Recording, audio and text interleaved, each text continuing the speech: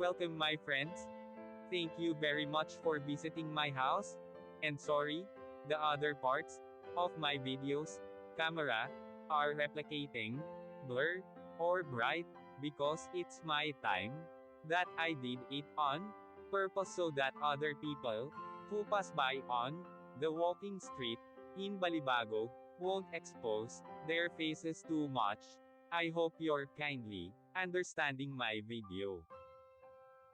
Now, sit and listen the history of the walking street, and I will also show you what is happened inside the walking street. If you have been here, please watching the beautiful sight at the walking street Fields Avenue, Balibago Angeles City. Fields Avenue, Balibago Angeles City. Fields Avenue is the name of a major street running through Balibago area of Angeles City in the Philippines. It is the center of the red light district and the bar scene of the biggest entertainment district of the Philippines. Fields Avenue in Balibago, Angeles City. The name derives from the common military practice of naming roads adjacent to airfields as Field Street or Field Avenue. Originally, the name referred to the Clark Air Base and was Clark Field Avenue. The name evolved to become Fields Avenue. History: Fields Avenue, Balibago Angeles City, Pampanga, Philippines. Philippines was an American colony from 1898 to 1946. Bars on Fields Avenue. Catering to the single American defense personnel who worked in the adjacent Clark Air Base, first emerged in 1940. During 1940s and 50s, there were only 3 such bars just outside the main gate of the air base. By early 1960s, the Fields Avenue developed as a street line with several bars. From November 1955 to April 1975, America fought Vietnam War. As the number of American troops in this war grew, more and more forces were deployed at Clark Air Base or routed through it.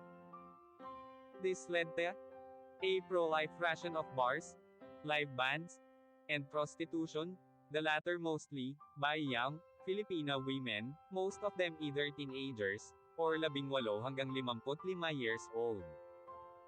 By the 1970s, there were more than 150 bars and prostitution joints along Fields Avenue. This led to a mushrooming of related, ancillary industries in the vicinity, namely music bands, hotels, doctors, hairdressers, and money exchange transfer services. In its heyday, Fields Avenue provided direct or direct employment to nearly 20,000 Filipinos, including plumbers, electricians, and security guards. In the 1980s, though the American presence remained steady, the bars and prostitution shops continued the pro-life rate. Many bars and prostitution dens were owned by Americans, as well as local politicians, thus leading to a nexus between the locals, politicians, and American military and ex-military personnel. With the withdrawal of American Defense Forces from Clark in 1993, many of these establishments changed hands, but continued to do business. As Clark was turned into a Special Economic Zone, SEZ, these bars and prostitution joints changed their clientele to suit their new customers, Japanese and Korean businessmen.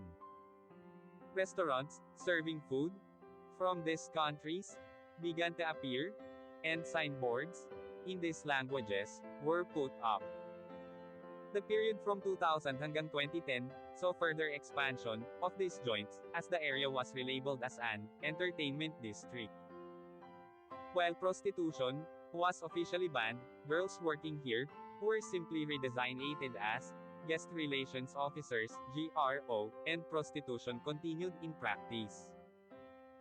Since then, bars and prostitution joints have continued to proliferate and expand. The extent of these establishments has continued further on both sides of Fields Avenue, and many smaller streets of Fields Avenue also sport smaller such establishments.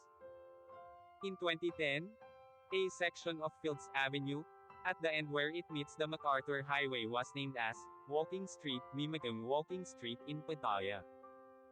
This section was made pedestrians only, with road traffic banned from 6 p.m. to 6 a.m.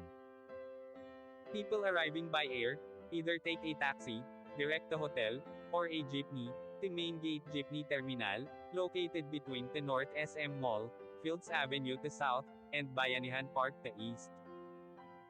Those arriving from Manila by bus ask the driver to drop them off at the corner of Fields Avenue and MacArthur Highway, or alight at Capas Angeles Transport Terminal, which is also walking distance from Fields Avenue and the MacArthur Highway.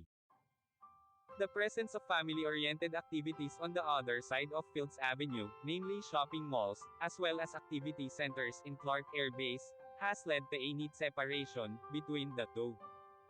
Fields Avenue tends to cater more to single foreigner men. And sometimes women too, with at least 5 bars, featuring gigolos and gays, while the rest of Clark caters to family-based entertainment. Fields Avenue remains among the safest streets in the region, with restaurants and hotels. Fields Avenue has the largest density of hotels in Philippines, catering to all budgets, from a large number of 2-star and 3-star hotels, right up to a select few luxurious 5-star hotels. Many of the bars and hotels in Fields Avenue have restaurants attached. Fields Avenue has among the largest variety of restaurants in Philippines, with cuisines ranging from European, continental, Japanese, Korean, Australian, and a select few restaurants serving Indian, Arabic, and Filipino food. Restaurants tend to have long opening hours, most of them open late and close late, up to 4 a.m., though a reasonably number of them open early, around 7 a.m. A few restaurants are open 24 hours. Most Filipino and international fast food chains including McDonald's, KFC, and Jollibee have at least one branch along or near Fields Avenue. 24 Hours Police Station is located in the center of Fields Avenue. Thank you so much. See you my next video.